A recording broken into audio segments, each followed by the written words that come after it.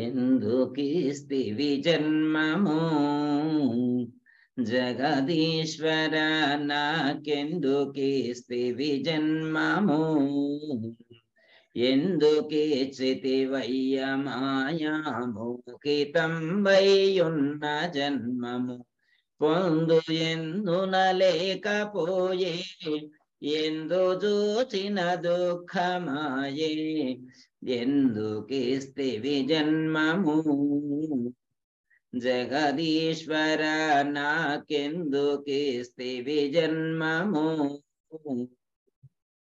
ఈ తత్వంలో ఈరోజు 5వ చరణాన్ని గురించి మనం తెలుసుకున్నటువంటి ప్రయత్నం చేద్దాం. 5వ చరణం ఏంటంటే, కాలమనగానేమిటి ఈ కాయములను కాలమందున త్రిప్పుచు బాల్య యౌవన వృద్ధ మరణము చక్రమందున త్రిప్పుచుంటివి కాలమందున కర్మమంటివి కర్మమందున జన్మమంటివి ఎందుకిస్తివి జన్మము జగదీశ్వర నాకెందుకిస్తివి జన్మము. ఈ చరణానికి తెలుసుకునేటువంటి ప్రయత్నం చేద్దాం. మనకు చాలా విషయాలు తెలిసినట్లే ఉంటుంది.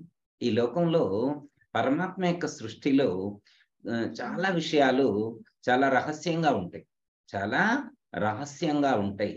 ఆ రహస్యంగా ఉన్నటువంటి అంశాలు కొన్ని మనకు తెలిసినట్లే ఉంటాయి, కానీ విచారణ చేసినప్పుడు, మనం రివ్యూ చేసినప్పుడు దాని గురించి మనకేమీ తెలియదు అనేటువంటిది కూడా బోధపడుతుంది.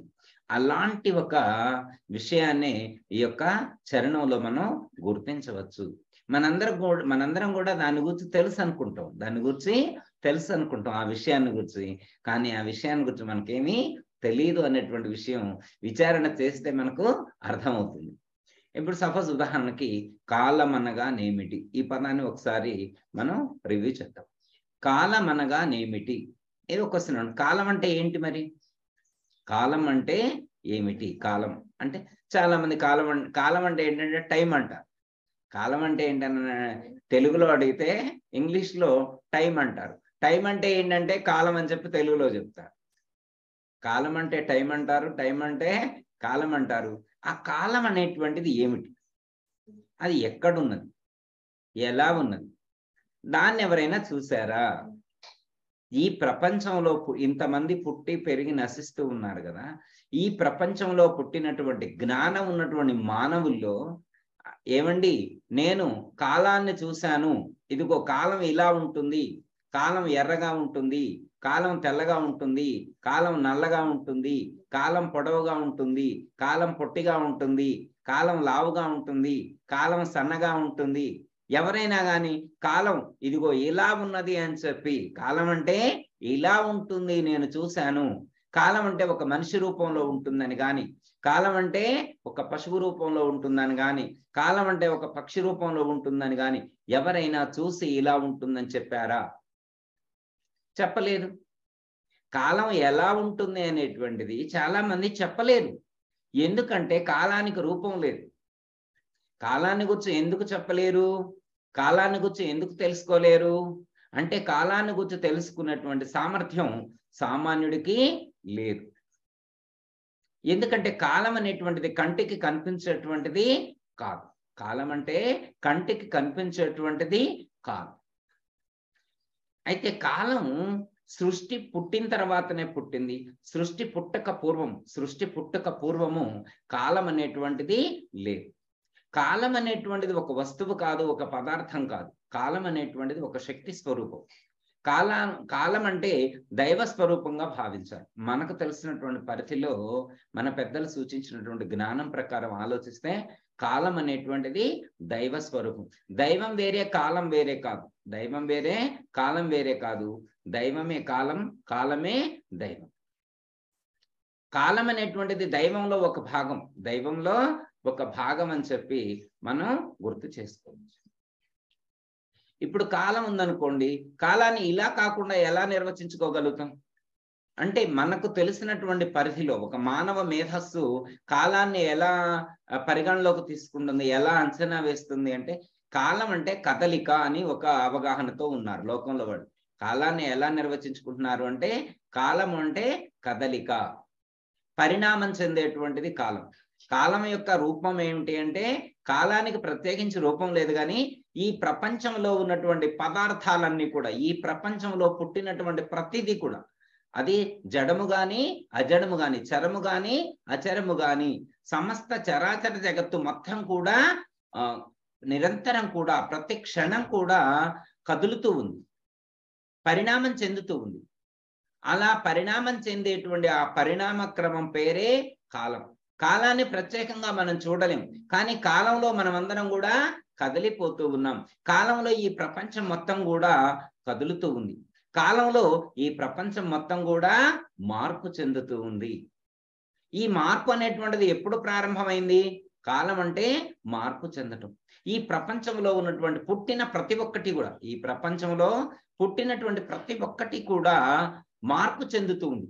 అలా మార్పు చెందటమే కాలము అని చెప్పటం అనేటువంటిది జరిగింది. ఎలా మార్పు చెందుతుంది అంటే, మార్పు అంటే మనలో వచ్చేటువంటి మార్పు. ఇప్పుడు ఉదాహరణకు మన ఉపాధి ఉందనుకోండి, ఫస్ట్ తల్లి ఒడిలో ఉంటుంది. తల్లి ఒడిలో ఉన్నటువంటి ఈ యొక్క పుట్టినటువంటి బిడ్డ క్రమేపీ మార్పు చెందుతూ ఉంది. 6 నెలల నుంచి 2 నెలలు, లేదా 10 నెలలు, 15 నెలలు, సంవత్సరం, 2 సంవత్సరాలు, 6 సంవత్సరాలు, 10 సంవత్సరాలు, 20 సంవత్సరాలు, 30 సంవత్సరాలు, 50, 60, 70, 80, 100 ఇలా అనేకమైనటువంటి సంవత్సరాలు గడుస్తున్న కొద్దీ ప్రతి క్షణం కూడా మార్పు చెందుతూ ఈ యొక్క శరీరాలన్నీ కూడా, లేకపోతే ప్రకృతిలో ఉన్నటువంటి పదార్థాలన్నీ కూడా మార్పు చెందుతూ ఉన్నాయి. ఇప్పుడు ఉదాహరణకు ఒక విత్తనాన్ని మనం భూమిలో నాటామనుకోండి, రోజు నీళ్లు పోస్తూ ఉన్నాం అనుకోండి, మార్పు వస్తుంది. ఆ విత్తనంలో మార్పు వస్తుంది. ఆ విత్తనంలో నుండి ఒక అంకురం బయటకు వస్తుంది, ఒక మొలక అనేటువంటిది బయటకు వస్తుంది. ఆ మొలక పరిణామం చెందుతూ అనేకమైనటువంటి భాగాలుగా విభజింపబడి అది పరిణితి సాధించి ఆ విత్తనంలో నుండి వచ్చినటువంటి ఆ మొలకలో ఒక కాండం ఏర్పడటం, అందులో కొన్ని ఆకులు ఏర్పడటం, కొన్ని పూలు ఏర్పడటం, కొన్ని ఆ పువ్వుల్లో నుండి కొన్ని మొగ్గలు రావటం, కొన్ని కాయలు రావటం, అవి పండ్లుగా మారటం, అలా మార్పు చెందడం అనేటువంటిది. చూడండి, ఒక విత్తనంలో నుండి ఎలా పరిణామం చెందిందో. ఇలా పరిణామం చెందేటువంటి దాన్ని అంటే ఇలా మార్పు చెందేటువంటి దాన్ని అంటే ఇలా మార్పు చెందుతూ ఉంది అంటే కాలంలో ప్రతి ఒక్కటి కూడా ఇలా మార్పు ఇలాంటి మార్పును మాత్రమే మనం చూడగలుగుతాము. కాలం అంటే పరిణామం చెందేటువంటిది. ఒక పదార్థం ఇంకో విధంగా రూపాంతరం చెందటం, ఒక వస్తువు ఇంకో విధంగా రూపాంతరం చెందటం. మనం తల్లి ఒడిలో ఉన్నటువంటి మనం ఇలా అనేక విధాలుగా మార్పు చెందటం, ఇలా మార్పు చెందటం అనేటువంటిది కాలంలోనే మనం చూస్తాం. కాలం ఆగిపోయిందనుకోండి, పరిణామం అనేటువంటిది ఆగిపోతుంది. ఎందుకంటే కాలం అనేటువంటి దాని గురించి మన పెద్దలు నిరంతర ప్రవాహంగా పోల్చారు. నిరంతర ప్రవాహంగా పోల్చినప్పుడు ప్రవాహం ఎలా ఉంటుందో చూడండి. నిరంతరం కూడా ప్రవహిస్తూ ఉంది. నిరంతరం కూడా ప్రవహించేటువంటి ఈ ప్రవాహం అనేటువంటి దాంట్లో చూడండి, 1 కిలోమీటర్ దగ్గరకు వెళ్ళి ఒక చోట నిల్చున్నారు. మీరు అక్కడ నిల్చొని ఆ నదిలో దిగారనుకోండి, ఒక వాటర్ బాటిల్తో నీళ్లు ముంచుకున్నారు. ఆ వాటర్ బాటిల్తో నీళ్లు ముంచుకున్నారు, లేచి నిల్చున్నారు. మళ్ళా ఆ బాటిల్ పక్కోళ్ళకిచ్చి ఇంకో బాటిల్ ముంచారు అంటే ఇందాక ఉన్నటువంటి నీళ్లు ఇప్పుడు లేవు. ఇందాక బాటిల్ ముంచినప్పుడు ఉన్నటువంటి నీళ్లు ఇప్పుడు లేవు. ఎందుకంటే మార్పు చెందుతూ ఉంది. ఎందుకంటే ఈ నీళ్లు, ఇప్పుడు ఇక్కడ ఉన్నటువంటి నీళ్లు ఒక క్షణంలో ఇంకొంచెం దూరం ముందుకు వెళ్ళాయి. కంటిన్యూషన్ గా నీళ్లు ఉన్నాయి, కానీ ఇందాక ఉన్న నీళ్లు ఇంకొంచెం దూరంలోకి జరిగాయి. అలాగే కాలంలో కూడా అణువులు ప్రతి క్షణం కూడా కదులుతూ ఉన్నాయి. ఇప్పుడు ఉదాహరణకు నేనున్నా అనుకోండి, ఇప్పుడు జూమ్ మీటింగ్ స్టార్ట్ కాకముందు, మనం ఈ ఉపన్యాసం చెప్పడానికి ప్రారంభించే కంటే ముందు నా శరీరంలో ఉన్నటువంటి అణువులు ఇప్పుడు లేవు. ఇందాక ఉన్నటువంటి శరీరం కాదు ఇది. ఇందాక ఉన్నటువంటి శరీరం ఇప్పుడు లేదు. ఎందుకంటే ఇందులో ఉన్నటువంటి కణాలు కానీ అణువులన్నీ కూడా మార్పు చెందాయి. ఒక గంట ఆగిన తర్వాత మళ్ళీ మార్పు చెందుతుంది, నిత్య నూతనంగా మార్పు చెందుతూ ఉంది. ఇలా నిత్య నూతనంగా మార్పు చెందటానికి కారణభూతమైనటువంటిది ఏదైతే ఉన్నదో దాన్ని కాలము అని చెప్పడం అనేటువంటిది జరిగింది. కాలం అంటే మార్పు చెందటం, కాలం అంటే మార్పు చెందటం, పరిణామ క్రమం ఏదైతే ఉంటుందో దాన్నే కాలము అని చెప్పడం అనేటువంటిది జరిగింది. అంటే ఈ ప్రపంచం మొత్తం కూడా, చరాచర జగత్తు మొత్తం కూడా కాలంలో మార్పు చెందుతుంది. మార్పు చెందేటువంటి దాన్ని కాలం అంటారు. కాలంలో మార్పు చెందుతుంది అని చెప్పడం అనేటువంటిది జరిగింది. అయితే ఈ చరాచర జగత్తు మొత్తాన్ని కూడా మార్పు చెందించేటువంటి, ఈ మార్పు చెందడానికి కారణభూతమైనటువంటి శక్తి ఏదైతే ఉన్నదో, దీని వెనకాతల ఉండి ఈ కాలాన్ని నడిపించేటువంటి శక్తి ఏదైతే ఉన్నదో దాన్ని దైవము అన్నారు. దాన్నే కాలుడు అన్నారు. దాన్ని ఏమన్నారు? కాలుడు అన్నారు. అంటే ఈ ప్రపంచాన్ని సృష్టించినటువంటి కర్త ఎవరైతే ఉన్నారో, ఈ ప్రపంచాన్ని సృష్టించినటువంటి కర్త ఎవరైతే ఉన్నారో ఆ కర్త ఈ ప్రపంచం కొనసాగటానికి, నిరంతరంగా కొనసాగటానికి కావలసినటువంటి ఒక శక్తిని ఏర్పాటు చేయటం అనేటువంటి జరిగింది. ఆ శక్తి పేరు కాలం. పరమాత్మ ఈ ప్రపంచాన్ని కాలంలో పేట్ చేసి ఉంచారు, కాలంలో నిర్బంధించి ఉంచారు, కాలంలో బంధింపబడి ఉంది ఈ ప్రకృతి. ఈ ప్రపంచం కానీ ఈ ప్రకృతి మొత్తం ఎక్కడుంది? కాలంలో బంధింపబడి ఉంది, కాలంలోనే ఉంది. మనం ఇప్పటికి సుమారు ఒక 1000 జన్మలు ఎత్తామనుకోండి. ఇప్పటి వరకు మనం ఒక 1000 జన్మలు ఎత్తి ఉన్నాము. ఈ 1000 జన్మలు మొత్తం కూడా ఎక్కడెత్తాము? ఈ 1000 జన్మలు కూడా కాలంలోనే పుట్టాము, కాలంలోనే పెరిగాము, కాలంలోనే నశించిపోయాయి శరీరాలన్నీ కూడా. మన కాలంలోనే మార్పు చెందిన ఈ శరీరాలన్నీ కూడా. ఒక ఆయన 1,00,000 జన్మలు ఎత్తాడు, ఒక ఆయన 10 లక్షల జన్మలు ఎత్తాడు, ఒక ఆయన 1,00,000 జన్మలు ఎత్తాడు. 1,00,000 జన్మలు కూడా, ఆ వ్యక్తి 1,00,000 జన్మలు కూడా ఈ యొక్క కాలంలోనే జరిగిపోయింది. అంటే కాలంలోనే పుట్టాడు, కాలంలోనే పెరిగాడు, కాలంలోనే నశించిపోయాడు. అంటే ఆయన 1,00,000 జన్మలు కూడా కాలంలోనే తీసుకున్నాడు. అంటే ఒక్క మనిషి కాదు, ఈ ప్రపంచంలో ఉన్నటువంటి 84 లక్షల జీవ ఉపాధులన్నీ కూడా, సమస్త ప్రాణులన్నీ కూడా కాలంలోనే బంధింపబడి ఉన్నారు, కాలంలోనే నింపబడి ఉన్నారు, కాలంలోనే ఫీడ్ చేయబడి ఉన్నారు అని చెప్పడం అనేటువంటిది సరైనది. కాలాన్ని ఎలా కొలుస్తారు అంటే, కాలానికి కొలమానం అంటే ప్రత్యేకత ఏమి లేదు. కాకపోతే మనకు అర్థం కావటం కోసం పరమాత్మ కొన్ని హింట్స్ ఇచ్చారనమాట కాలాన్ని గుర్తించడానికి. ఉదాహరణకు మనం కనురెప్పలు ఉన్నాయనుకోండి, నిరంతరం ఇట్లా మూసుకోవడం తెరుచుకోవడం, మూసుకోవడం తెరుచుకోవడం అనేటువంటిది జరుగుతుంది. కనురెప్పల కదలికను బట్టి కాలాన్ని క్యాలిక్యులేట్ చేయడం అనేటువంటిది జరిగింది. రెప్పలు కొట్టుకుంటూ ఉంటాయి, ప్రతి మనిషికి కూడా కళ్ళకు కనురెప్పలు కొట్టుకుంటుంది. ఒకసారి కనురెప్ప మూసి తెరవడానికి పట్టేటువంటి కాలాన్ని 1 సెకను కాలం అన్నారనుకోండి. 60 సార్లు ఆ కనురెప్ప మూసి తెరుచుకుంటే నిమిషం అవుతుంది. అలాంటి నిమిషాలు 60 అయితే గంట అవుతుంది. అలాంటి గంటలు 24 అయితే ఒక రోజు అవుతుంది. అలాంటి రోజులు 30 అయితే ఒక నెల అవుతుంది. అలాంటి నెలలు 12 అయితే ఒక సంవత్సరం అవుతుంది. ఇలా అనేకమైనటువంటి సంవత్సరాలు మనకు ఏర్పడటం అనేటువంటిది, కాలంలో మనం గుణించటం అనేటువంటిది జరుగుతుంది. ఓకే, అర్థమైంది. దీన్ని అర్థం కావటం కోసమే మనకు ఈ కనురెప్పల లిప్త కాలం ఏదైతే ఉండదో ఆ కాలాన్ని బేస్ చేసుకొని మనకు గడియారాలు ఏర్పాటు చేయటం అనేటువంటిది జరిగింది. ఓకే, అర్థమైంది కదండి. కాలం అంటే కదలిక, కాలం అంటే పరమాత్మ యొక్క స్వరూపము. కాలాన్ని కాలుడు అన్నారు, కాలాయ నమః అన్నారు. అంటే కాలాన్ని నడిపించేటువంటి వాడు పరమాత్మ అని చెప్పడం అనేటువంటిది జరిగింది. ఓకే, అర్థమైంది. ఈ కాలం అనేటువంటిది ఈ ప్రకృతిలో మార్పు చెందేదానికి మనకు ఒక చక్రాన్ని ఇచ్చారనమాట. దాన్నే కాలమాన చక్రము అంటారు. కాలమాన చక్రం అంటే ఇదే అన్నమాట.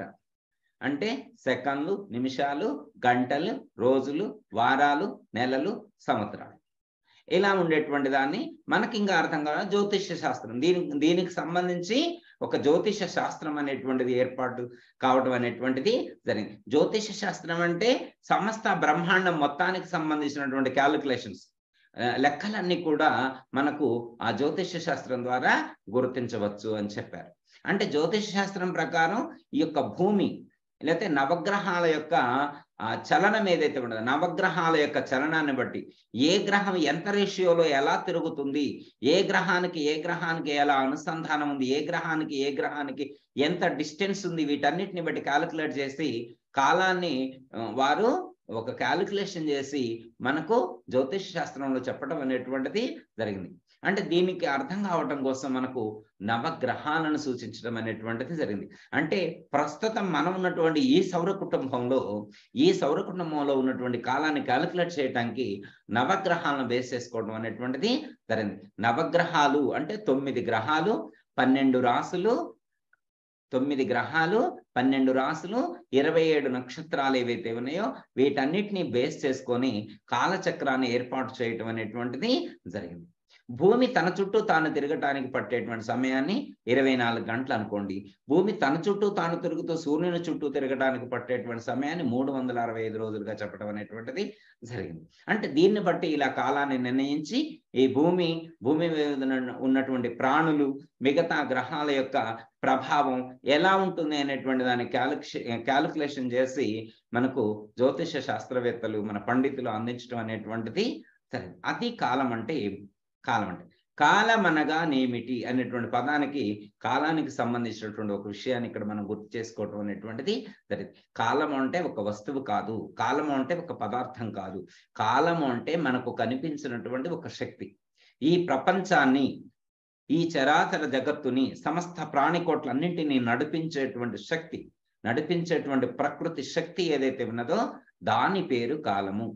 కాలాన్ని మనం తేలిక అర్థం చేసుకోవడం కోసం ప్రకృతి అని అనుకోవచ్చు. కాలం అంటే ఈ ప్రకృతి, పాంచభౌతికమైనటువంటి ప్రకృతి ఏదైతే ఉన్నదో దాన్నే కాలము, కాలుడు అని మనం విభజించుకోవచ్చు, మనం అర్థం చేసుకోవచ్చు. ఇప్పుడు కాలం అంటే ప్రకృతి అని అర్థమైంది కదా.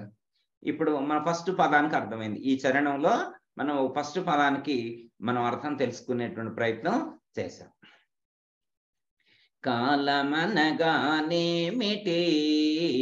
ఈ కాయములను కాలమందున త్రిప్పుచు. కాలం అంటే ఏమిటి? కాలం అంటే పరిణామము, కాలం అంటే మార్పు చెందటం. ఓకే, అది ఏం మార్పు చేస్తుంది? ఈ కాయములను కాలమందున త్రిప్పుచు. ఈ కాయములను అంటే ఈ శరీరాలను, పాంచభౌతికమైనటువంటి ఈ శరీరాలను ఈ కాలంలో త్రిప్పుతున్నారు. ఎవరు త్రిప్పుతున్నారు? ఈ యొక్క శరీరాలను కాలంలో త్రిప్పేది ఎవరు? కాలంలో త్రిప్పేటువంటి వారు కాలుడు అంటే పరమాత్మ ఈ యొక్క ఉపాధులన్నింటినీ కూడా ఈ కాలంలో మార్పు చెందేట్లుగా చేస్తూ ఉన్నారు అని చెప్పారు. ఎలా పరిణామం చెందుతుంది అనే దానికి కింద లైన్లు చెప్పు. బాల్య యౌవన వృద్ధ మరణము చక్రమందున త్రిప్పుచుంటివి. ఎలా తిప్పుతున్నారు? బాల్య యవ్వన వృద్ధ మరణము చక్రమందున త్రిప్పుచుంటివి. ఓకే, ఇది మనం అర్థం చేసుకోవాల్సినటువంటి అంశం అన్నమాట. ఎలా తిప్పుతున్నారంటే మొట్టమొదట ఈ తల్లి గర్భంలో నుంచి ఈ భూమి మీద పడినటువంటి క్షణంలో ఎలా ఉంటాం? పసిబిడ్డగా ఉంటాం. మనం ఆ పసిబిడ్డగా ఉన్నటువంటి మనం అనేకమైనటువంటి మార్పులు చెందుతూ ఉన్నాం. అలా అనేకమైనటువంటి మార్పులు చెందేటువంటి కొంత సమయం వరకు మార్పులు చెందేటువంటి అంశాన్ని ఇక్కడ బాల్యము అని ఉదహరించడం అనేటువంటిది జరిగింది.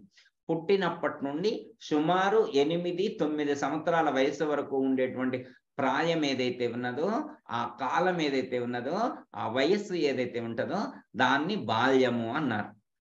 బాల్యం అంటే సుమారు 10 సంవత్సరాల వరకు, 10 సంవత్సరాల లోపు 8-9 సంవత్సరాల వరకు ఉండేటువంటి వయసును బాల్యము అంటారు. తర్వాత కొంచెం జ్ఞానం అప్డేట్ అయినప్పుడు, కొంచెం జ్ఞానం పెరిగినప్పుడు ఆ శరీరాన్ని, ఆ కాలాన్ని ఏమంటారు అంటే కౌమారము అన్నారు.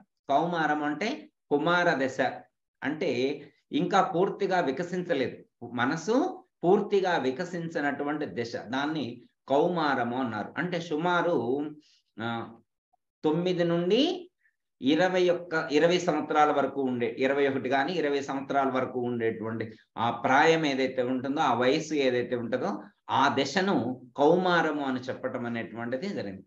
ఒకటి బాల్యము అంటే పుట్టినప్పటి నుంచి 9వ సంవత్సరం వరకు ఉండేటువంటి బాల్య దశ, దాన్ని బాల్య దశ అంటారు. సెకండ్ స్టేజు కౌమారము అంటే 9 నుండి 21, 20 అంత మిడిల్ టైం ఏదైతే ఉంటుందో ఆ మధ్య కాలాన్ని కౌమారము అని చెప్పడం అనేటువంటిది జరిగింది. తర్వాత నెక్స్ట్ కౌమారం తర్వాత యవ్వనము అన్నారు. యంగ్స్టర్స్ అంటారు కదా, యువకులు అంటే యుక్త వయసులో ఉన్నటువంటి వాళ్ళు అని కూడా మనకు అనేకమైనటువంటి పదప్రయోగాలు చేస్తూ ఉంటారు. ఆ యంగ్స్టర్స్ ని అంటే ఆ యువకులు అనేటువంటిది బాల్యము, తర్వాత కౌమారము, తర్వాత యవ్వన దశ.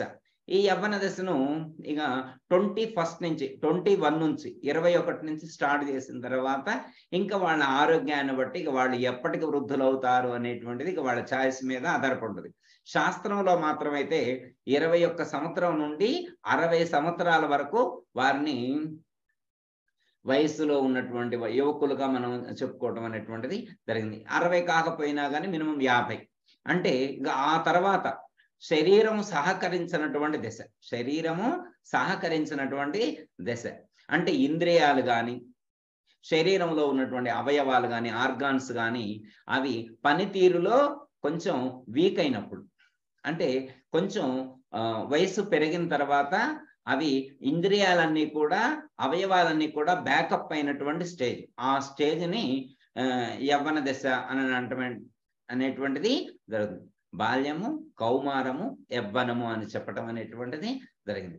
ఇక అక్కడి నుంచి యవ్వనం అంటే ఆరోగ్యం తగ్గుదల పట్టినటువంటి దశ, శరీరం యొక్క ఆరోగ్యం తగ్గుదల ఎప్పుడైతే స్టార్ట్ అవుతుందో ఆ క్షణం నుండి అది 50 అవుతుందా 60 అవుతుందా వాళ్ళ వయసు రీత్యా. మనకైతే షష్ఠీ పూర్తి అని చెప్తారనమాట మిడిల్ డ్రాప్ గా.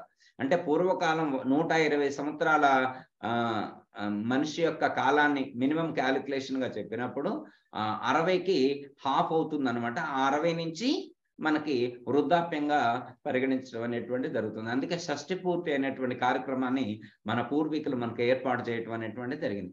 అంటే షష్ఠి పూర్తి వచ్చింది అంటే ఇంకా భౌతికమైనటువంటి కార్యకలాపాలన్నీ కూడా నిలిపివేసి ఆ క్షణం నుండి ఆధ్యాత్మిక రంగంలోకి అరంగేట్రం చేయాలన్నమాట. అది మనకు మెయిన్. అది అక్కడి నుంచి ఒక ఉత్సవంలా చేసుకోండి.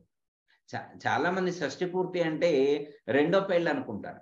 షష్ఠి పూర్తి అంటే రెండో పెళ్లి కాదు, రెండో జన్మ ఎత్తటం. అక్కడి నుంచి ద్విజత్వాన్ని పొందటం, రెండో జన్మను ఎత్తడం లాంటిదండి. ఎందుకంటే 60 సంవత్సరాల లోపు వరకు కూడా తను విద్యను అభ్యసించడం కోసం కానీ, వివాహం చేసుకోవటం, ఉద్యోగం చేసుకోవటం, ధనాన్ని సంపాదించుకోవటం, కుటుంబ వ్యవస్థ కోసం పటిష్టమైనటువంటి కృషి చేయటం, కుటుంబాన్ని వృద్ధి చేయటం, ఇదంతా కూడా సంతానాన్ని వృద్ధి చేయటం, ఇవన్నీ కూడా 60 వరకు కూడా ఓకే చేస్తారు. 60 తర్వాత ఇంకా స్టాప్ చేయాలన్నమాట. బాధ్యతల నుండి నిష్క్రమణం చేయాలన్నమాట. ఆ 60 నుంచి అది వానప్రస్థమా లేకపోతే సన్యాసమా, ఏం తీసుకుంటావు యువ ఛాయిస్. నువ్వు ఇంట్లో ఉండే సాధన చేస్తావా, ఆశ్రమంలోకి వెళ్ళి సాధన చేస్తావా అనేటువంటిది మనం ప్రతి ఒక్కరు కూడా ప్లాన్ చేసుకోవాలన్నమాట. 60 సంవత్సరాల వయసు వచ్చిందంటే షష్ఠి పూర్తి మహోత్సవం చేసుకోవాలి. 60 పూర్తయినాయి అనేటువంటిది ఒక అన్నమాట. 60 పూర్తయినాయి అంటే ఆధ్యాత్మికంలోకి ప్రవేశిస్తున్నానని చెప్పి బంధువులను అందరినీ కూడా, మిత్రుల్ని అందరినీ ఆహ్వానించి ఆ రోజు నుంచి బాధ్యతల నుండి నిష్క్రమణం చేయాలన్నమాట. ఏం చేయాలి అంటే ఆ ఉత్సవంలో ఏం చేయాలంటే తండ్రి ఏం చేయాలంటే తాను చేసేటువంటి వ్యవసాయం కానీ వ్యాపారం కానీ అప్పటి వరకు ఏవైతే కొనసాగినాయో అవన్నీ కూడా ఆ కుటుంబ సభ్యులైనటువంటి వాళ్ళ కొడుకులైతే కొడుకులు, అల్లుళ్ళైతే అల్లుళ్ళు, కూతుర్లైతే కూతుళ్ళు, మనవాళ్ళైతే ఎవరైతే వాళ్లకు ఆ బాధ్యతలన్నీ అప్పజెప్పి అకౌంట్ మొత్తం కూడా వాళ్ళకి హ్యాండ్ ఓవర్ చేయాలన్నమాట. ఇక ఆ క్షణం నుండి అకౌంట్స్ తో సంబంధం లేదు.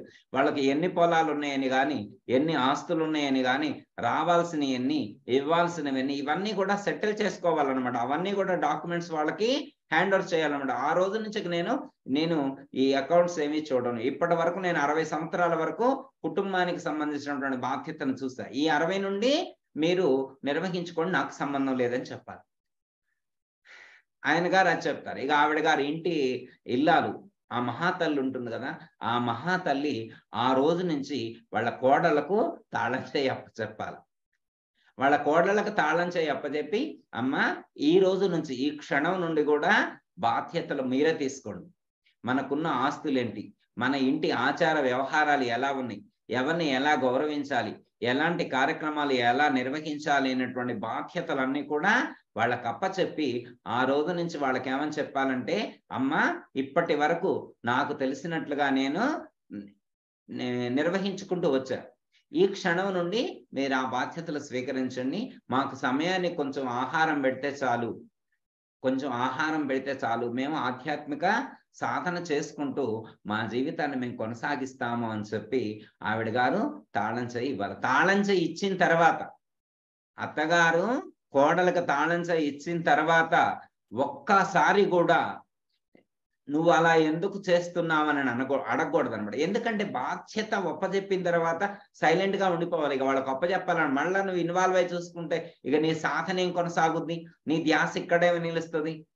నిజంగా నువ్వు ఆధ్యాత్మిక సాధన చేయాలనుకున్నటువంటి వాళ్ళు షష్ఠి పూర్తి మహోత్సవం పూర్తి చేసుకున్న తర్వాత ఆయన గారు కొడుకులకు బాధ్యత అప్పచెప్పాలా, ఈవిడ గారు కోడళ్ళకు బాధ్యత అప్పచెప్పిన తర్వాత వీళ్ళిద్దరూ సెపరేట్ గా ఒక రూమ్ ఏర్పాటు చేసుకొని వాళ్ళు ఆ క్షణం నుండి కూడా ఆధ్యాత్మిక జీవన విధానాన్ని ఎలా కొనసాగించాలి, ఎలాంటి మహాత్ములను దర్శించాలి, ఎలాంటి పుణ్యక్షేత్రాలు దర్శించాలి, ఎలాంటి సాధన చేయాలి అనేటువంటిది ఒక ప్లాన్ సెట్ చేసుకొని ఆ ప్లాన్ ప్రకారంగా జీవితాన్ని ముందుకు నడిపించుకున్నట్లయితే ఆ జన్మ, ఆ యొక్క జీవితం సార్థకత చేకూరుతుంది. లేకపోతే ఏముంటుంది? అర్థమైందండి. మనకు ఈ యొక్క కాలంలో 4 దశలు ఉన్నాయి.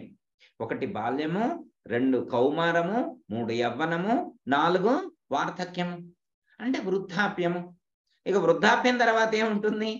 వృద్ధాప్యం తర్వాత ఈ శరీరం డిస్మాంటిల్ అయిపోతుంది. ఈ శరీరం నశించిపోతుంది. వృద్ధాప్యం తర్వాత ఈ శరీరం పనిచేయదు. ఎందుకంటే 60 సంవత్సరాల తర్వాత నీ సాధన కొనసాగిస్తే 60 సంవత్సరాల తర్వాత, ఎందుకు 60 సంవత్సరాలు చెప్పారు? ఇంకా కొంచెం యంగుగా ఉన్నప్పుడు, ఆరోగ్యంగా ఉన్నప్పుడు కూడా సాధన చేయొచ్చుగా అంటే చెయ్యొచ్చు. మన మహాత్ములు ఏం చెప్పారు? బాల్యం నుండే ఆధ్యాత్మిక సాధన కొనసాగించవచ్చు అని చెప్పారు. నీకు సామర్థ్యం ఉంటే, నీకు అలాంటి ఆసక్తి ఉంటే, ఆసక్తి ఉండాలి, ఇష్టం ఉండాలి. చాలా మందికి ఇష్టం ఉండదు. చూడండి, 50 ఏళ్ళు వచ్చిన తర్వాత కూడా ఆధ్యాత్మిక సాధన చెయ్యను. 50 ఏళ్ళు వచ్చిన తర్వాత, 60 ఏళ్ళు వచ్చిన తర్వాత కూడా ఇంకా కుటుంబం, ఇంకా డబ్బు డబ్బు డబ్బు డబ్బు డబ్బు డబ్బు డబ్బు. చూడండి, వాళ్ళు ఏమైనా తెలివి తక్కువ వాళ్ళ పిల్లలు? వాళ్ళు బ్రతకడం కోసం వాళ్ళు ప్రయత్నం చేయరా? వాళ్ళకు తెలియదా? వీళ్ళకేంటంటే ఆ ప్రేమ అన్నమాట. వాళ్ళు కష్టపడకూడదు. కష్టపడేది ఏదో మేం కష్టపడడం, మా పిల్లలు కష్టపడకూడదు, వాళ్ళు సుఖంగా ఉండాలి, వాళ్ళు సంతోషంగా ఉండాలని చెప్పి వీళ్ళు కష్టపడి, వీళ్ళు సరిగా తినకుండా రూపాయి పోగు చేసి, రూపాయి పొదుపు చేసి వాడికి జమ చేస్తే, వాడు ఆ రూపాయి విలువ తెలియకుండా, ఆ రూపాయి విలువ వాడు తెలియకుండా వాడు లగ్జరీ మెయింటైన్ చేస్తూ విచ్చలవిడిగా జీవిస్తూ ఉంటాడు. కనీసం తల్లిదండ్రులు అంటే కూడా గౌరవం లేకుండా, కనీసం నా తల్లిదండ్రులు ఇంత కష్టపడ్డారు అనేటువంటి జ్ఞానం కూడా వాడికి ఉండదు. ఎంత నెగ్లిజెన్స్ గా మాట్లాడతాడంటే అంత నెగ్లిజెన్స్ గా మాట్లాడతాడు. ఎందుకు? వీళ్ళు ఇచ్చినటువంటి చనువు, వీళ్ళు ఇచ్చినటువంటి అలసే అంటారు. వాళ్ళే చెప్తారు, నాకు కావాల్సిందే, నాకు బుద్ధి రావాల్సిందే, ఇది నేను చేసుకుందే నాకు వచ్చింది అని చెప్పి వీళ్ళు మళ్ళీ అంటూనే ఉంటారు. అవును, నువ్వు నేర్పిందే, నీ సంస్కారం అది, నీ యొక్క కర్మ ఫలం అది, నువ్వు ఖచ్చితంగా దాన్ని అనుభవించి తీరాల్సిందే అని చెప్పి మన పెద్దలు సూచించడం అనేటువంటిది జరుగుతుంది. ఓకే, అర్థమైంది కదండి. బాల్యము, కౌమారము, యవ్వనము, వృద్ధాప్యము. వృద్ధాప్యం తర్వాత దేహాన్ని విడిచిపెట్టడం. అయితే ఇక్కడే మనకు 4 దశలు చెప్పారు. బాల్యము, కౌమారము, యవ్వనము, వార్ధక్యము. వార్ధక్యం తర్వాత నువ్వేమన్నా చేయగలవా? వార్ధక్యం తర్వాత చేసేదేమీ లేదు. ఏది చేసినా కానీ వృద్ధాప్యం లోపలనే. ఏది చేసినా కానీ శరీరం ఉన్నప్పుడే చేయాలి. శరీరాన్ని విడిచిపెట్టిన తర్వాత చేసేందుకు ఛాన్స్ లేదు. శరీరాన్ని విడిచిపెట్టిన తర్వాత కూడా సాధన చేస్తారట కదా ఋషులు. నాకైతే తెలియదు. ఎవరన్నా ఋషులు ఒకవేళ నాకు అలాంటి జ్ఞానం అయితే లేదు. శరీరాన్ని విడిచిపెట్టిన తర్వాత కూడా సాధన చేసేటువంటి సామర్థ్యం ఉన్నటువంటి ఋషులు ఉన్నారేమో నాకైతే తెలియదు. నాకైతే శరీరాన్ని విడిచిపెట్టిన తర్వాత సాధన చేసే విషయాన్ని గురించి అంత నాలెడ్జ్ అయితే నాకు లేదు. నాకు శరీరం ఉన్నప్పుడు సాధన చేయటానికే సాధ్యం కావట్ల. ఇక శరీరం లేకపోతే సాధన చేయటం అనేది అది మహాత్ములకు సాధ్యమవుతుందేమో. ఒకవేళ మీలో ఎవరైనా మహాత్ములు నుండి అలాంటి సాధన చేయగల సామర్థ్యం ఉంటే వాళ్ళకు ఒకసారి నమస్కారం చెప్తా. అందులో ఏమాత్రం కూడా సందేహం లేదు. నాకు తెలిసినటువంటి జ్ఞానం ప్రకారం మా నాన్నగారు కానీ సీతమ్మ గారు కానీ ఎప్పుడూ ఒక మాట చెప్తూ ఉంటారు. తుది శ్వాస విడిచిపెట్టేటువంటి చివరి క్షణం ఏదైతే ఉండదో ఆ క్షణం లోపులోని ఈ శరీరాన్ని విడిచిపెట్టేలోగానే మనం ఏదైనా సాధన చేయాలి. అందుకే మనకి దీపం ఉండగానే ఇల్లు చక్క పెట్టుకోవాలి అనేటువంటి మాట కూడా చెప్తారు. అంటే ఈ శరీరంలో ఆ దీపం వెలుగుతూ ఉంది కదా, ఆత్మ అనేటువంటి జ్యోతి వెలుగుతూ ఉంది కదా, ఆ ఆత్మ జ్యోతి ఈ శరీరంలో ఉన్నంతసేపే మనం ఏదైనా చేయగలుగుతాం. ఆ ఆత్మజ్యోతి శరీరం నుండి నిష్క్రమించిన తర్వాత మనం ఏమీ చెయ్యలేం. వెలుగు పోయిన తర్వాత ఇందులో వెలిగేటువంటి వెలుగు పోయిన తర్వాత అంతా చీకటే ఏర్పడుతుంది. అందులో చేసేదేమీ లేదు. అందుకే ఏమని చెప్తున్నారంటే దీపం ఉండగానే ఇల్లు చక్కబెట్టుకోవాలని చెప్తున్నారు. మనం ఈ శరీరంలో ఉన్నప్పుడే ఆ ఆత్మకు సంబంధించినటువంటి జ్ఞానాన్ని మనం తెలుసుకోవాలి. ఎందుకంటే ఈ అనంతమైనటువంటి కాలంలో ఈ శరీరాలు మార్పు చెందుతూ ఉన్నాయి. అలా మార్పు చెందేటువంటి శరీరాలు ఏదో ఒక రోజున ఈ శరీరం కాలంలో కరిగిపోతుంది, కాలంలో కలిసిపోతుంది, కాలంలో నశించిపోతుంది, మార్పు చెందుతుంది. కాలంలో మార్పు చెందుతుంది. దాన్ని ఆపడం ఎవరికీ సాధ్యం కాలేదు ఇప్పటి వరకు. మీరు ఆలోచించండి. శ్రీరామచంద్రమూర్తి శరీరం ఇప్పుడుందా? శ్రీకృష్ణ పరమాత్మ యొక్క శరీరం ఉందా ఇప్పుడు? వేదవ్యాస మహర్షి యొక్క శరీరం ఉందా ఇప్పుడు? వశిష్ఠ మహాముని యొక్క శరీరం ఉందా?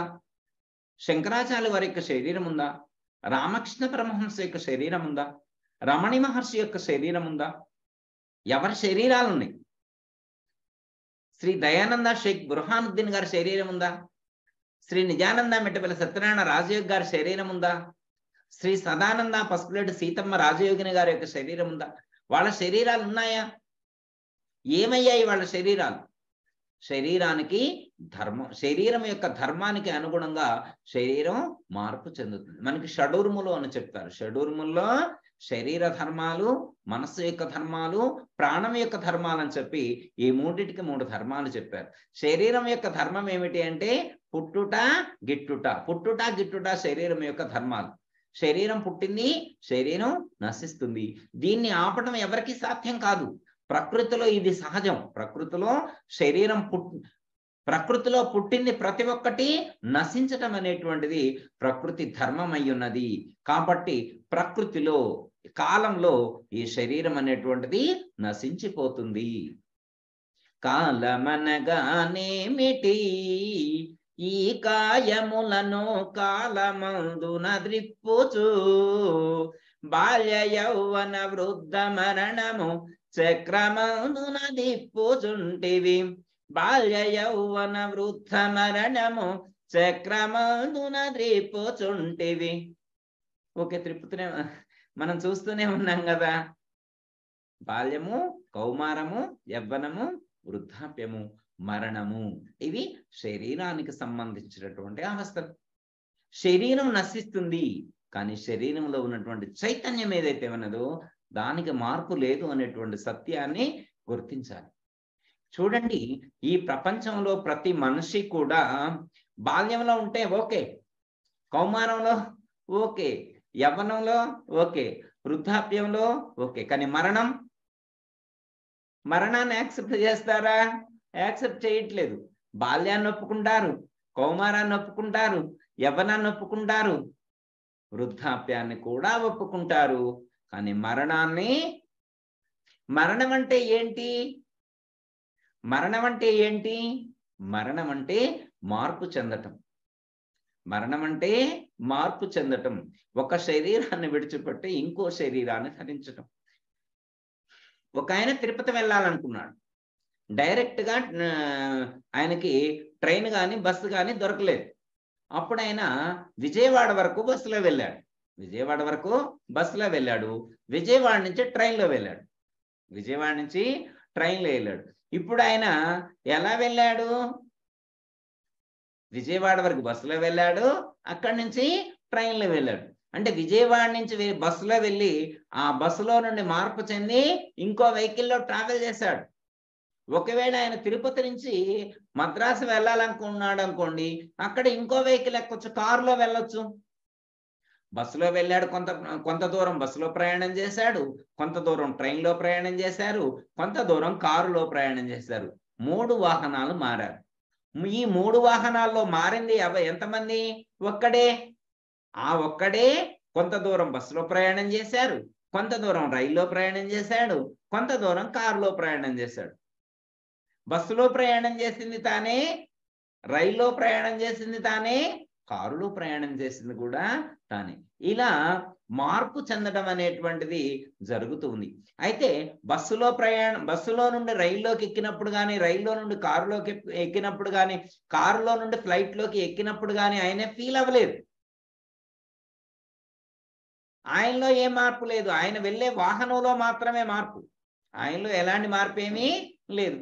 మరణం అంటే అదే, మార్పు చెంది ప్రయాణం చేయటం. మార్పు చెంది ప్రయాణం చేసేదాన్నే మరణం అంటారు. అంటే మనం గతంలో వేరే శరీరంలో కొంత దూరం ప్రయాణం చేశాం. ఆ శరీరంలో నుండి ఇప్పుడు కనిపించేటువంటి ఈ శరీరంలో ప్రయాణం చేస్తూ ఉన్నాను. ఈ శరీరాన్ని విడిచిపెట్టిన తర్వాత ప్రయాణం పూర్తి చేసుకోకపోతే ఇంకా ప్రయాణం కొనసాగించాలని నాకుంటే ఇంకో శరీరంలో ప్రయాణించాల్సి వస్తుంది. అప్పటికీ నాకు ఇంకా ప్రయాణం చేయాలనే ఆసక్తి ఉంటే ఇంకో వాహనాన్ని, ఇంకో శరీరాన్ని అలా అనేకమైనటువంటి శరీరాలను మార్చుకుంటూ వెళ్తాను. ఇలా ఒక శరీరంలో నుండి ఇంకో శరీరంలోకి, ఆ శరీరంలో నుండి ఇంకో శరీరంలోకి మారి అనేక విధాలుగా మనం మన యొక్క జీవన గమనాన్ని కొనసాగించడం అనేటువంటిది జరుగుతూ ఉంది. దాన్ని ఇక్కడ మరణం అనేటువంటిది ఒక అవస్థగా చెప్పడం అనేటువంటిది జరిగింది. భగవద్గీతలో పరమాత్మ చెప్తారు 2వ అధ్యాయం, దేహినోస్మిన్ యథా దేహే కౌమారం యవ్వనం జర తదా దేహాంతర ప్రాప్తి ధీరస్తత్రన ముఖ్యతి అని చెప్తారు. 2వ అధ్యాయంలో చెప్తారు, దేహినోస్మిన్ యథా దేహే కౌమారం యవ్వనం జర తదా దేహాంతర ప్రాప్తి. అంటే బాల్యం నుండి కౌమారంలోకి, కౌమారం నుండి యవ్వనంలోకి, యవ్వనంలో నుండి వృద్ధాప్యంలోకి వస్తే ఎవరు చింతించట్లేదు, బాధపడట్లేదు. కానీ వృద్ధాప్యం నుండి మరణం నుండి ఇంకో శరీరాన్ని ధరించడం అనేటువంటి అవస్థ కూడా ఉన్నది. దేహాంతర ప్రాప్తి అని ఇక్కడ పరమాత్మ 2వ అధ్యాయంలో మనకు సూచన చేయటం అనేటువంటి జరుగుతుంది. అంటే మరణం అనేటువంటి అవస్థ ద్వారా దేహాంతర ప్రాప్తి జరుగుతుంది. ఈ శరీరాన్ని విడిచిపెట్టి ఇంకో శరీరాన్ని ధరించడం అనేటువంటి జరుగుతుంది. ఇప్పుడు సపోజ్ మనం జర్నీ చేస్తున్నాం అనుకోండి, బస్సులో జర్నీ చేసేప్పుడు కొంత లగేజ్ బ్యాగ్ ఉంటుంది కదా, ఈ లగేజ్ బ్యాగ్ తీసుకొని వెళ్ళినప్పుడు మన డేటా మొత్తం ఆ లగేజ్ బ్యాగ్లోనే ఉంటుంది, మన డ్రెస్సులు మొత్తం అందులోనే ఉంటాయి, మన ధనం మొత్తం అందులోనే ఉంటుంది, మన మేకప్ కిట్ అందులోనే ఉంటుంది, మనకు కావాల్సినటువంటి ఔషధాలు, టాబ్లెట్లన్నీ అందులోనే ఉంటాయి. అంటే ఆ లగేజీతో సహా మనం వెహికల్ మారుతాం. బస్సులో నుండి ట్రైన్లోకి మారామనుకోండి, మన డేటా మొత్తం తీసుకొని ఇంకో వెహికల్లో ట్రావెల్ చేయడం అనేటువంటి జరుగుతుంది. ఇక్కడ వెహికల్లో ఏం మిగల్చాం, ఇక్కడ ఉన్న మొత్తాన్ని ఊడ్చుకొని ఇంకో వెహికల్లోకి వెళ్ళి మన లగేజ్ మొత్తం తీసుకొని మనం జర్నీ చేయడం అనేటువంటిది జరుగుతుంది. కొన్ని విమానాల్లో కానీ మనం అట్లా ప్రయాణం చేసినప్పుడు లగేజ్ మనతో పాటు రాదు. మనం హాయిగా వెళ్ళి సీట్లో కూర్చుంటే లగేజ్ వెనక్కి వస్తుంది, లగేజీ వెనక ట్రావెల్ అయ్యేస్తుంది. అలాగే ఈ ప్రకృతిలో మనం విమానం లాగా పరమాత్మ మనకి సౌకర్యం కల్పించారు. మన లగేజీ ప్రకృతిలో స్టోర్ చేసి ఉంచారు. మన లగేజీ మన దగ్గర లేదు. మన లగేజీకి సంబంధించినటువంటి డేటా మాత్రం ఇక్కడ పెట్టారు. మన లగేజీకి సంబంధించిన డేటా ఇక్కడ పెట్టి లగేజ్ మొత్తం ప్రకృతిలో ఉంచారు. మనం ఈ లోపల ఏదైతే మనకి లోడ్ చేస్తుందో డేటా ఏదైతే ఉన్నదో ఆ డేటా ప్రకారం ఈ ప్రకృతిలో మనం తీసుకుంటూ ఉంటామన్నమాట. సపోజ్ ఉదాహరణకి మనకి 4 బ్యాగులు ఉన్నాయనుకోండి, పొట్టి బ్యాగు, పొడుగు బ్యాగు, ఎర్ర బ్యాగు, నల్ల బ్యాగు ఉన్నాయి అనుకోండి. మనం ఎయిర్పోర్ట్ లో దిగిన తర్వాత ఆ లగేజ్ రూమ్ కాడికి వెళ్ళి ఇవి తీసుకుంటాం. మన లగేజ్ ఏదైతే ఉన్నదో దాన్ని తీసుకుంటాం కదా, ఇది నాది ఇది నాది ఇది నాది అని తీసుకుంటాం కదా. అలాగే ఈ ప్రకృతిలోకి మనం వచ్చేప్పుడు పరమాత్మ ఏం చేశారంటే మనల్ని సెపరేట్ గా పంపించి మన లగేజ్ ని ప్రకృతిలో ఫీడ్ చేశాడు.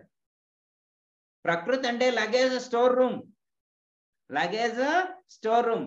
నీకు కావలసిన మెడిసిన్ కావాలనుకోండి ఈ ప్రకృతిలోనే ఉంది. నీకు డబ్బులు కావాలనుకోండి, నీకు కావాల్సిన డబ్బులు ఎంత రావాలో అంత ఈ ప్రకృతిలోనే ఫీడ్ చేసి ఉంచారు. నీకు రావాల్సిన బంగారం మొత్తం కూడా అక్కడే స్టోర్ చేసింది. నువ్వు వేరే బ్యాంకుకి వెళ్ళక్కల, ఇదే పెద్ద బ్యాంకు, ఇదే స్టోర్ రూమ్, పెద్ద స్టోర్ రూమ్.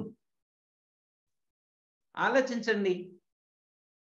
మీరు వచ్చేప్పుడు ఏమైనా లగేజ్ తోటి వచ్చారా? లగేజ్ తోటి ఎవరు రాలా. వచ్చేప్పుడు ఓన్లీ డేటా స్లిప్ మాత్రమే తీసుకొని వచ్చారు. అది ఆ డేటా కూడా నీకు తెలీదు, మహాత్ములు మాత్రమే గుర్తించారు. ఆ డేటా అనేటువంటిది డిఎన్ఏలో ఫీడ్ చేసి ఉంచారు. డేటా ఎక్కడుంది? డిఎన్ఏలో ఫీడ్ చేసి ఉంచారు. మహాత్ములైతే మన ఆధ్యాత్మిక మార్గంలోనైతే కారణ శరీరంలో ఉందంటారు. మన డేటా లిస్ట్ ఎక్కడుందంటే కారణ శరీరంలో ఉందంటారు. అదే సైంటిస్టులు అయితే డిఎన్ఏలో ఫీడ్ చేయబడి ఉందంటారు. ఇంకా సైంటిస్టులు కూడా కొంతవరకే ఐడెంటిఫై చేయగలుగుతారు, ఇంకా లోతుగా అధ్యయనం చేయలేరు అనుకోండి. కానీ ఋషులు, మన సైంటిస్టులు, మన ఆధ్యాత్మిక సైంటిస్టులు ఎవరైతే ఉన్నారో, మన ఆధ్యాత్మిక రీసెర్చ్ మహాత్ములు, వాళ్ళు కారణ శరీరంలో ఏదేది ఎంతెంత స్టోర్ చేయబడిందో కూడా గుర్తించారు. అంటే మనకు కావలసినటువంటి ప్రతి ఒక్కటి ఈ ప్రకృతిలో పరమాత్మ ఫీడ్ చేశారు. అవన్నీ మనతో పంపించరా, మనల్ని ముందు పంపించారు, తర్వాత అవన్నీ ప్రకృతిలో లోడ్ చేసేసారు. ఈ ప్రకృతిలో నువ్వు ఎక్కడి నుంచైనా తీసుకోవచ్చు. ఈ ప్రకృతిలో నువ్వు ఎక్కడి నుంచైనా కానీ తీసుకోవచ్చు. చూడండి ఎంత అద్భుతంగా ఉందో చూడండి. అసలు ఏరోప్లేన్ సర్వీస్లే మనం గొప్ప అనుకుంటాం. ఏరోప్లేన్ సర్వీస్ కంటే పరమాత్మ యొక్క నాలెడ్జ్ చూడండి, పరమాత్మ మనకిచ్చినటువంటి లైఫ్ స్టైల్ చూడండి. వచ్చేప్పుడు మనం ఎంటీ హ్యాండ్సే పంపించారు, కానీ మనకు కావలసినటువంటి డేటా మొత్తం ప్రకృతిలో ఉంచారు. నీకు కావలసిన ఫుడ్ ఇక్కడే ఉంది తీసుకో, నీకు కావలసిన ధనం ఇక్కడే ఉంది తీసుకో. ఆల్రెడీ రికార్డెడే. ఎంత నువ్వు పీల్చడానికి గాలి కూడా రికార్డెడే, నువ్వు తాగడానికి కావాల్సినటువంటి వాటర్ కూడా రికార్డెడే. అన్ని ఆల్రెడీ లోడ్ చేయబడిన, ఈ ప్రకృతిలో లోడ్ చేయబడిన. ఎవరి కోసం? 84 లక్షల జీవులన్నింటి కోసం, ఈ ప్రపంచంలో ఉన్నటువంటి సమస్త ప్రాణికోట్లన్నింటి కోసం కావలసినటువంటి డేటా, కావలసినటువంటి సమస్త పదార్థాలన్నీ కూడా వాళ్ళ కర్మలకు తగినట్లుగా, ఆయా ప్రాణుల కర్మలకు తగినట్లుగా కావలసినంత ఇక్కడ ఈ ప్రకృతిలో నింపబడి ఉంది. ఓకే, ఇది అర్థమైంది కదండి. ఇది పరమాత్మ యొక్క మెరాకిల్, పరమాత్మ యొక్క గొప్పదనాన్ని, పరమాత్మ యొక్క మహిమను మనం గుర్తించడానికి ఇంతకంటే ఏముంటుంది చెప్పండి. మరణించిన తర్వాత అదే మనం ఇందాక చెప్పుకున్నాం కదా, తిరుపతి వెళ్ళే వ్యక్తి హైదరాబాద్ నుంచి విజయవాడ వరకు జర్నీ చేశాడు. విజయవాడ నుంచి ట్రైన్లోకి మారాలనుకోండి, బ్యాగ్ తీసుకొని, లగేజ్ మొత్తం తీసుకొని, మొత్తం మోసుకొని పోయి ట్రైన్ ఎక్కాలి. రిస్క్ అవునా కాదా? మన చేసే జర్నీలు ఇలా ఉంటాయి, ఎంత రిస్క్ గా ఉంటాయి. కానీ పరమాత్మ మనతో చేసే జర్నీ ఎంత హ్యాపీగా ఉందో చూడండి. మీరు అసలు కనీసం ఒక కేజీ 100 గ్రాములు ఏమైనా మోసుకొచ్చారా వచ్చేప్పుడు? ఇంకో శరీరాన్ని విడిచిపెట్టి ఈ శరీరంలో ప్రవేశించిన తర్వాత కేజీ మోసుకొచ్చారా? అసలు ఏమైనా మోసుకొచ్చారా? 1 గ్రామ్ కూడా మీరేం మోసుకురాల, ఏమీ ఎంప్టీ హ్యాండ్స్ వచ్చారు.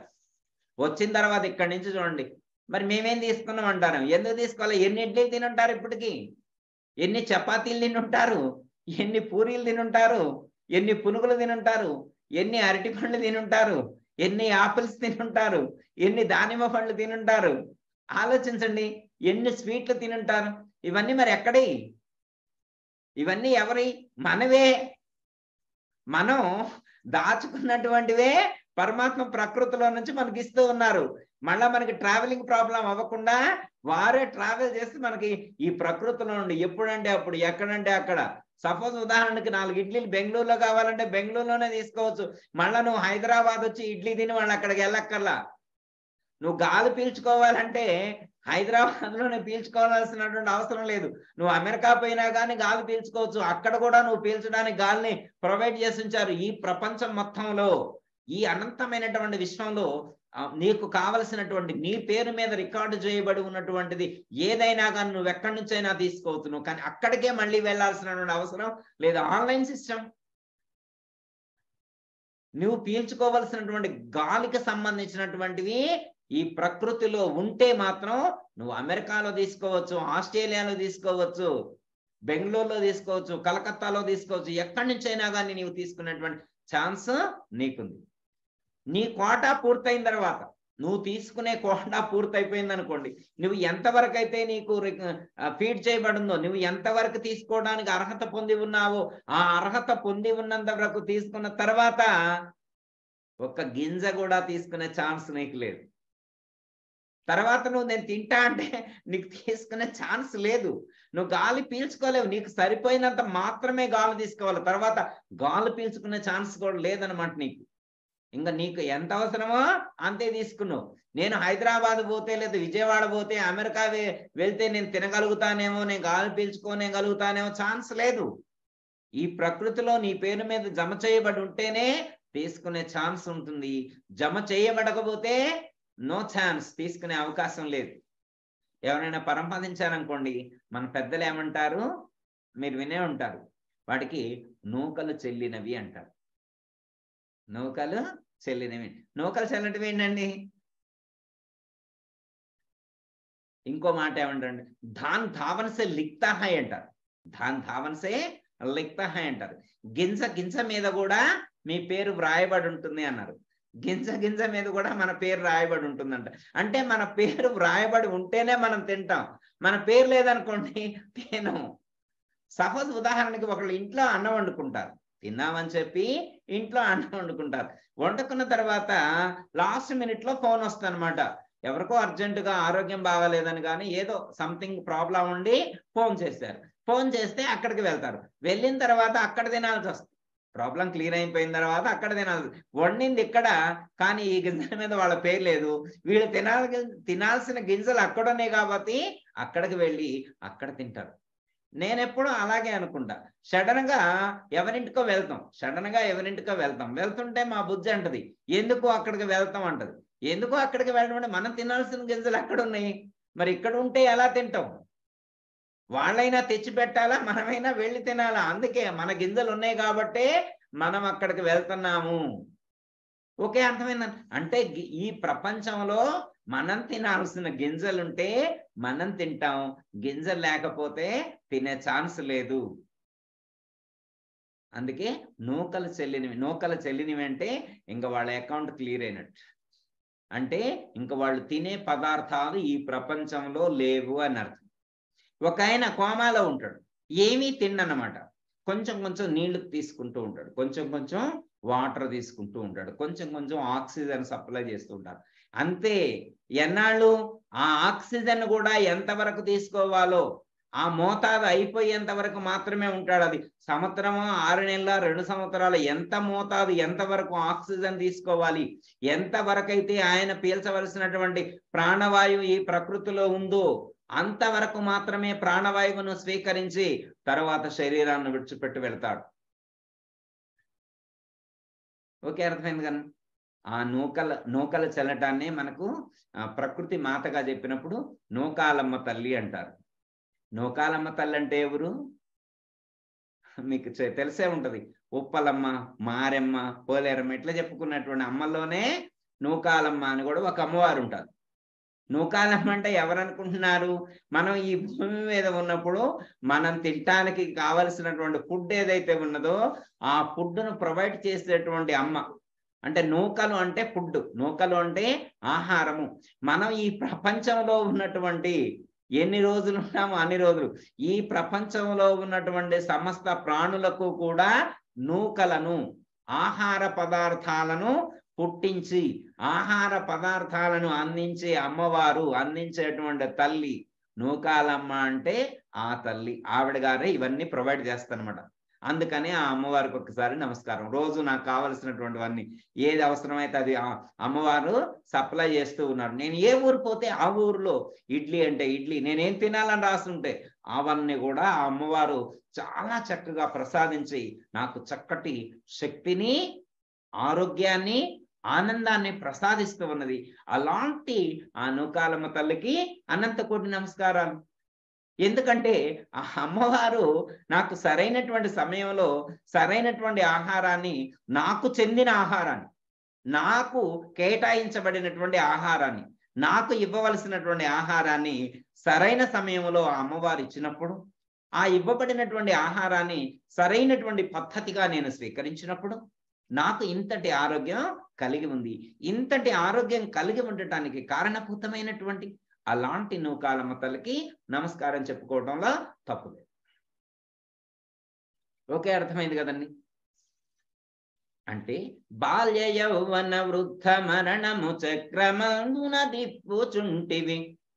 ఆ పరమాత్మ బాల్యము, కౌమానము, యవ్వనము, వార్ధక్యము, దేహాంతర ప్రాప్తి, ఇలా మనల్ని అనేకమైనటువంటి మన ఉపాధులను అనేక విధాలుగా మార్పు చెందిస్తూ, ఈ కాలంలో మన ఉపాధి అనేక విధాలుగా మార్పు చెందుతూ ఒకానొక సమయంలో ఈ ఉపాధి నుండి